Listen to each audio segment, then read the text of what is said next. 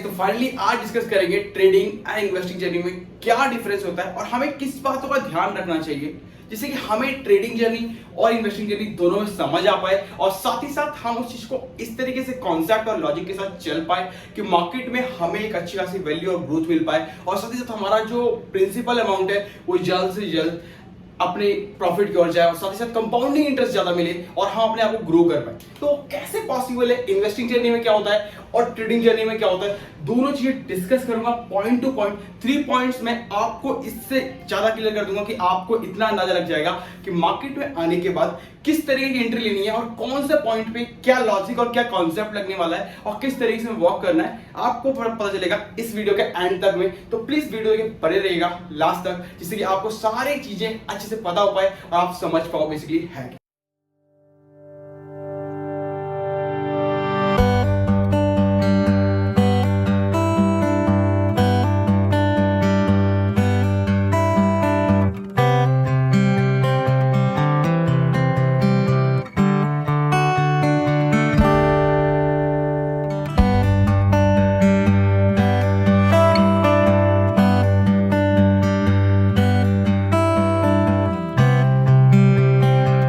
तो ये trading and साथ साथ इन्वेस्टिंग जर्नी को स्टार्ट करते हुए बताना चाहूंगा कि आप देखते हैं कि ट्रेडिंग जर्नी है क्या, उसके बाद जानेंगे इन्वेस्टिंग जर्नी है क्या। तो पहली बात एक बात समझो कि जो वस्तु है स्टॉक मार्केट में, यानी कि एक दिन में सेल और बाय करना, उसी को ट्रेडिंग करते हैं, या फिर 1 साल से नीचे किसी भी शेयर को सेल आउट कर देना, उसको ट्रेडिंग कहते हैं, राइट। इन्वेस्टिंग जर्नी वो होती है जो 1 साल के बाद आप किसी शेयर को सेल आउट करते हो, देन वो आपकी इन्वेस्टिंग जर्नी होती है।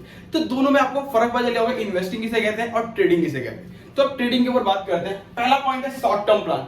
कभी भी जब आप प्रिंसिपल लेकर के आते हो तो आपका लॉन्ग टर्म गोल नहीं होता, आपको शॉर्ट टर्म में वर्क करना होता है और शॉर्ट टर्म में प्रॉफिट जनरेट करना होता है। अब फर्स्ट थिंग जो आपको बहुत सारे लोगों को फेस करना पड़ता है कि शॉर्ट टर्म प्लान गोल है, ठीक है, बट यहां से क्या अमीर नहीं बनते लोग? बिल्कुल बनते हैं, बट उसके लिए आपको उस तरीके का उस तरीके का न्यूज पता होना चाहिए और साथ ही साथ क्या मार्केट में हैपनिंग होने वाली है उस तरीके का पता होना चाहिए। साथ ही साथ आपको लेवल टू लेवल चलना पड़ेगा, आपको लालच में नहीं फंसना पड़ेगा, क्योंकि ऑलमोस्ट 95% पब्लिक जो भी शेयर मार्केट में intraday trading, option trading, bank Nifty जो भी करती है, डेफिनेटली वो फंसती ही फंसती। बिकॉज मार्केट में क्या होता है कि 10 रुपए का जो आप लेकर के आए थे प्रिंसिपल, वो आज के टाइम पे 40 रुपए का हो गया है एंड स्टिल मार्केट में आपको लगता है कि 4x का मुझे रिटर्न मिल गया है, तो अब क्यों ना मैं 40 को ही दोबारा से इन्वेस्ट करूं। 10 आप कर रहे थे, 40 रुपए का रिटर्न आ गया आपको, अब आप सोच रहे हो कि 40 रुपए को ही डायरेक्ट रिटर्न के लिए इन्वेस्ट कर दूं तो 40 रुपए का प्रॉफिट मेरे को 80 मिलेगा, राइट। क्योंकि अब तो पैसा आपका डबल होने पे कगार पे और 4 गुना हो भी चुका है। तो आप सोचो 10 रुपए जो लेकर के आया था अब 4 गुना बन चुका है, तो 40 रुपए को डायरेक्ट इन्वेस्ट करते हैं, सीधा 80 बनाएंगे और वो 80 जो दोबारा इन्वेस्ट करेंगे तो 60 होगा। और जब इसके कगार पे आप आ जाते हो तो आपको पता क्या होता है, आप एक ट्रेडिंग नहीं कर रहे, आप एक गैम्बलिंग कर रहे हो, सट्टा मार्केट जिसे कहते हैं सट्टा मार्केट। सेम उसकी जगह पे आ गए कि ड्रीम 11 पे मैंने टीम बनाई 7 बजे, still I am working on this. अब मैं मैच को देख रहा हूं और शाम को रात को जब 11-12 बजे तक जब मैच का एंड होगा तो मुझे एक अच्छा खासा अमाउंट मिल जाए। बस सेम थिंग यार, मतलब 40 रुपए लगाए थे उसका रिटर्न हो जाए 120 रुपए, 200 रुपए, 500 रुपए, 1000 रुपए। सेम थिंग आप यहाँ पे सोच रहे हो। अब आप ट्रेडिंग नहीं कर रहे स्टॉक मार्केट में, अब आप सोच रहे हो सिर्फ सट्टा कि जो मैंने लिया है उसको 21 दिन में पैसा डबल, जो आपने थ्योरी देखी होगी वही थ्योरी आप अपना रहे हो, तो आपको होता है लॉस। और डेफिनेटली ये बहुत बड़ा लॉजिक है, क्योंकि आप जब पैसे को इन्वेस्ट करते हो, इन्वेस्ट करने के बाद आपको डेफिनेटली वो लॉजिक लगता है कि आपको लालचपन आता ही आता है और डेफिनेटली आप पैसा लूज करते हो, प्रिंसिपल आपका लूज होता है। एंड जब प्रिंसिपल लूज होता है तो आपको समझ में आता है कि मार्केट बेकार है, मार्केट रिटर्न नहीं देती। पर लेकिन आपने जो क्राइटेरिया और तरीका अपनाया वो सबसे रॉन्ग है, वो चीज आप नहीं समझते, राइट। तो ये तो शॉर्ट टर्म प्लान का। आप जानते हैं हाईली रिस्क इसलिए होता है मार्केट में बिकॉज आपको एक शॉर्ट टर्म में अपनी चीजों को, क्रेडिट को पूरा कवर करना होता है। मान लो कि आपने एक एनालिसिस करी कि बैंक निफ्टी आपने 100 रुपए के हिसाब से खरीदा है, जो भी आपने 38,600 सी या फिर 38,600 पी, जो भी पुट खरीदा है पी या फिर सी, जो भी आपने बाय किया है, उसको आपको पता है कि इस लेवल के थ्रू जाएंगे तो हम यहाँ पे इतना प्रॉफिट जनरेट करेंगे। और वो लेवल बाय चांस नहीं होता है, तो आपको 100 रुपए कवर करने के लिए, जो 100 रुपए आपने प्रॉफिट जनरेट किया है कि मुझे 150 रुपए मुझे सेल आउट कर देंगे 50 पॉइंट के बाद, तो वो अगर 50 पॉइंट नहीं जाता है, स्टॉप लॉस आपने 20 पॉइंट का लगाया था, तो आपका 20 पॉइंट हिट होता है 80 रुपीज पे, तो आप क्या करते हो कि दोबारा से एक नया कॉल या नया पुट बाय करते हो और आप सोचते हो कि अब की बार वो ट्राई में सही हो जाएगा। बट वो 80 रुपए का पहली बार loss first day, second time फिर वही चीज हैपनिंग होती है मार्केट के दौरान, बिकॉज आपको क्या होता है कि अभी तक आप पेशेंस थे, आपने स्ट्रेटेजी के साथ काम किया, फिर भी लॉस हुआ, बिकॉज मार्केट में अपॉर्चुनिटी किधर भी हो सकती है, किसी समय भी चेंज हो सकता है मार्केट। तो सेम थिंग, आपको जब 80 रुपए आ गए तो अब आपने 20 रुपए का लॉस झेल लिया। जब आपने 20 रुपए का लॉस झेल लिया तो उस लॉजिक के साथ अब आपको ना तो पेशेंस होता है, ना ही आपको वेट करने की क्षमता होती है। अब आपको चाहिए पैसा जो आपने वापस लूज कर दिया, पहले जो 20 रुपीज आपने लूज कर दिया उसको कवर करने के लिए आप ट्रेडिंग करते हो, और उस कवर करने के चक्कर में आपने कोई उल्टा गलत ट्रेड ले लिया होता है, और जब एक्स नंबर का गलत ट्रेड आपने बुक किया तो देन उसी समय पर आपको दोबारा से 20 का लूज हुआ। अब आप उसी तरीके से उसी दिन में आपका मार्केट का जितना भी प्रिंसिपल होता है ऑलमोस्ट 30 to 40% आप लूज कर चुके हो, बिकॉज ऑफ दिस, क्योंकि आपको अब दिख रहा है कि मार्केट में मेरा हमेशा स्टॉप लॉस हिट हो रहा है मुकाबले मेरे टारगेट के। तो स्टॉप लॉस हिट होना चालू हो जाता है ना, तो आप ये नहीं समझते कि मुझे स्टॉप कर देना चाहिए उस दिन की ट्रेडिंग, बिकॉज ये आज की ट्रेडिंग मेरे लिए नहीं है, आज मुझे बंद कर देना चाहिए। जबकि सबसे बड़ी चीज यही है कि जब भी ट्रेडिंग में आपको लॉस हो रहा हो फर्स्ट डे, जिस दिन भी लॉस होना स्टार्ट हो जाए उस दिन आप बंद कर दो। उठा के 2 ट्रेड लिए, दोनों ट्रेड बिल्कुल नेगेटिव में जा रहे हैं, आप उसको बंद कर दो, तीसरा डेट लो ही मत, बिकॉज आपके माइंड में स्ट्रेस नहीं होगा। साथ ही साथ आप उस टाइम को कहीं और व्यतीत करो, फैमिली के साथ कुछ भी करो, बट ट्रेड मत लो, बिकॉज आपको अब सिर्फ वो कवर करना है कि अमाउंट मेरा कवर हो जाए और साथ ही साथ मैं उसके साथ प्रॉफिट भी जनरेट करूं, जो कि नहीं हो पाता और आप अपने प्रिंसिपल को स्टेप बाय स्टेप लूज करते हुए चले जाते हो। तो वहां पे आता है आपका सेकंड पॉइंट, राइट। लास्ट में आता है लेस रिटर्न, बिकॉज ट्रेडिंग में आपको जब आपको टारगेट पता होता है, स्टॉप लॉस पता होता है और साथ ही साथ वो वर्क नहीं करता है,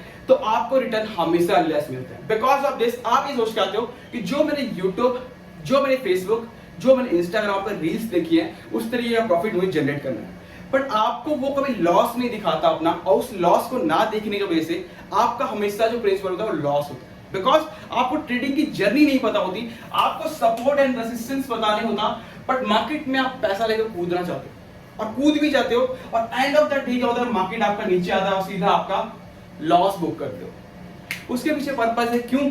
आपने ये चीज ना तो सीखी, ना ही देखा और ना ही समझा, सिर्फ उठा के पैसे को मार्केट में इन्वेस्ट कर दिया।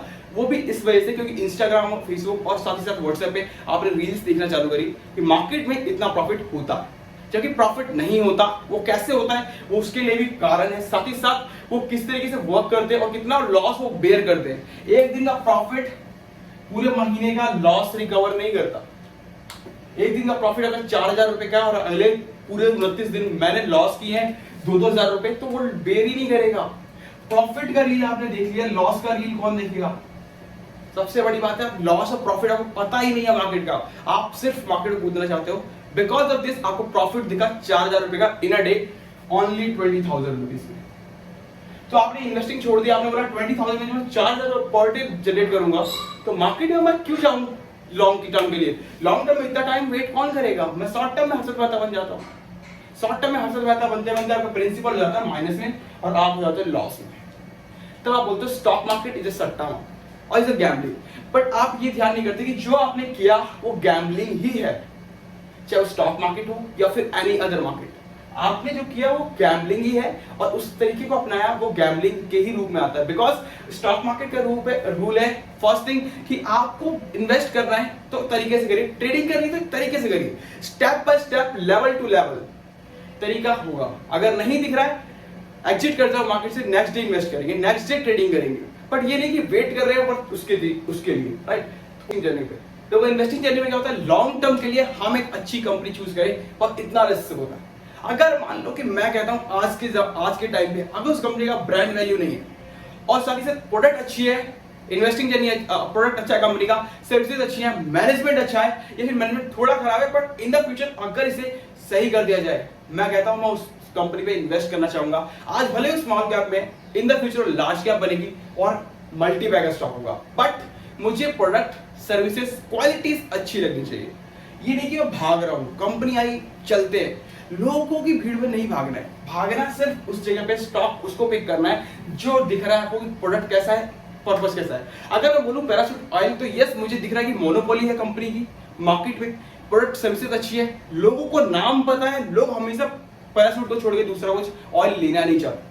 तो यहाँ पे मुझे दिख रहा है कि यस पैराशूट के ऊपर मेरे पास सारी चीजें दिख रही है। साथ ही साथ अगर मैं देखूँ क्या करके, तो मुझे पीडियालाइट मेरे को दिख रहा है फेविकॉल, पूरे वर्ल्ड वाइड यूज हो रहा है, पूरे इंडिया में यूज हो रहा है, और मुझे इसकी मार्केट कैप दिख रही है, मुझे इसका मोनोपोली दिख रहा है, मुझे इसकी सारी चीजें दिख रही हैं जो कि बिल्कुल प्रॉफिटेबल बिजनेस है। 90% मोनोपोली, साथ ही साथ कंपनी का कोई भी कंपनी के ऊपर कोई भी रिस्क नहीं, प्रोडक्ट अच्छा है, सर्विसेज अच्छी है, बिजनेस मॉडल समझ में आ रहा है, मैं इस पे इन्वेस्ट करूंगा। भले वो आज कितना भी नीचे हो या फिर कितना भी ऊपर आ गया हो, मैं इन्वेस्ट करना चाहूंगा, बिकॉज मुझे पता है लॉन्ग टर्म में अगर 20% के रिटर्न के हिसाब से पर ईयर चलूं तो 20 ईयर्स में वो अमाउंट 20 गुना हो जाएगा, राइट।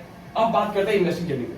तो लॉन्ग टर्म प्लान में सेम थिंग, आपको वेट करना पड़ता है, बट आपको अगर स्ट्रेटजी पता है, आपने देखी है कंपनी के फंडामेंटल एनालिसिस, एनुअल रिपोर्ट, साथ ही साथ फाइनेंशियल रिपोर्ट, अगर आपने गो थ्रू किया है, मैं कहता हूं इन्वेस्ट करके बैठ जाओ। वेट करना है आपको, टाइम टू टाइम आप वॉच आउट कर सकते हो, बट आपको ये नहीं कि आज 200 रुपए का खरीदा और कल अगर मार्केट का प्राइस 100 रुपए पे आ गया तो मैं सेल आउट कर दूं, नहीं।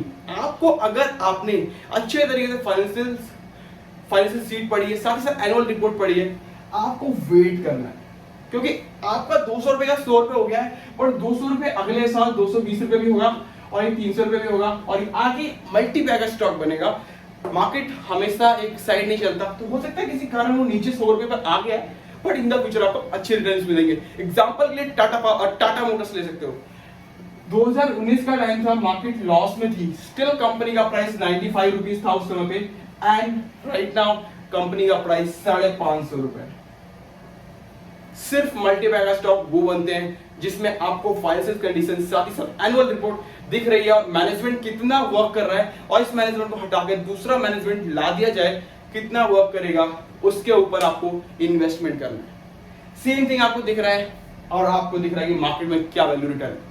95 का स्टॉक 550 रुपए ओनली 3 मंथ्स में जनरेट होता है, वो भी कैसे, पूरे 1 इन द ईयर। आपको इतने 4x का रिटर्न, 5x का रिटर्न इसलिए मिलता है बिकॉज कंपनी का मैनेजमेंट चेंज होता है, कंपनी अलग तरीके से वर्क करती है, और कंपनी उस तरीके से वर्क करने के बाद एक अच्छा खासा प्रॉफिटेबल बनाती है। आज तक टाटा मोटर्स प्रॉफिट नहीं है, बट अभी भी कंपनी का स्टॉक 5x का रिटर्न दे चुका है। इन द फ्यूचर जैसी कंपनी प्रॉफिटेबल में जाती है, ईवी के साथ, इलेक्ट्रिकल व्हीकल के साथ, देन कंपनी का स्टॉक्स और भी ज्यादा रिटर्न देगा।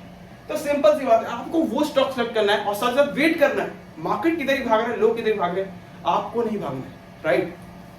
अब बात करते हैं वेरी लो रिस्क।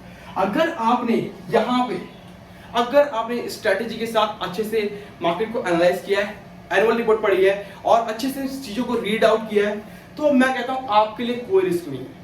आप अच्छे से अच्छी खासी नींद सो सकते हो, कोई दिक्कत नहीं है। अगर आपको फाइनेंशियल सर्विसेज, अच्छे से एनुअल रिपोर्ट, सारी रिपोर्ट के बारे में पता है, बिजनेस मॉडल पता है, मोनोपोली पता है, आपको प्रोडक्ट सर्विसेज क्वालिटी अच्छी लगी है, तो मैं कहता हूं वेट करो। आपको चैन की नींद सोनी है, आपको एक मल्टीपल रिटर्न देगा, आज नहीं बट कल जरूर मिलेगा, क्योंकि बिजनेस 1 साल में या 2 साल में बड़ा नहीं होता, 5 साल, 10 साल, 20 साल भी लगते हैं, वो रिटर्न आपको मिलेगा।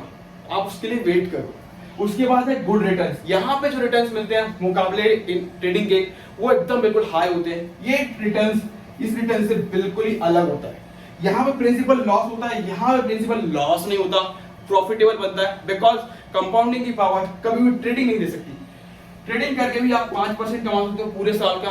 अगर आपने इन्वेस्टिंग करी है, पूरे साल में 12% का रिटर्न ऑलमोस्ट कवर कर सकते हो। ये मैं आपको लिख के देता हूँ, मिनिमम से मिनिमम यहाँ का और मिनिमम से मिनिमम यहाँ का। कितने बड़े भी ट्रेडर हो जाओ, कितने बड़े कुछ भी, अगर आपने अच्छे से इन्वेस्टिंग करी है, 12% का रिटर्न आपको डेफिनेटली मिलेगा किसी भी शेयर से, अगर आपने एक अच्छा शेयर पिक आउट किया। आपको ये बताना चाहूंगा कि देखो, मार्केट में आपको इन्वेस्टिंग ये मिला, ट्रेडिंग है, आपको डिसाइड करना है दोनों में से कौन सा व्यू अच्छा है और किस तरीके से भी वर्क करना है। मार्केट में आप एक इन्वेस्टर पर्सन हो, आपको किस तरीके से डिसीजन लेने हैं, उसी तरीके से कंपनी मिलेगी, उसी तरीके से कस्टमर मिलेगा। आप जो प्रोडक्ट को यूज कर रहे हो, सेम एज अ कस्टमर भी उसी तरीके से प्रोडक्ट को यूज करेगा, उसी क्वालिटी को समझेगा, और उस तरीके से मार्केट में वो शेयर या फिर वो कंपनी ग्रो करेगी।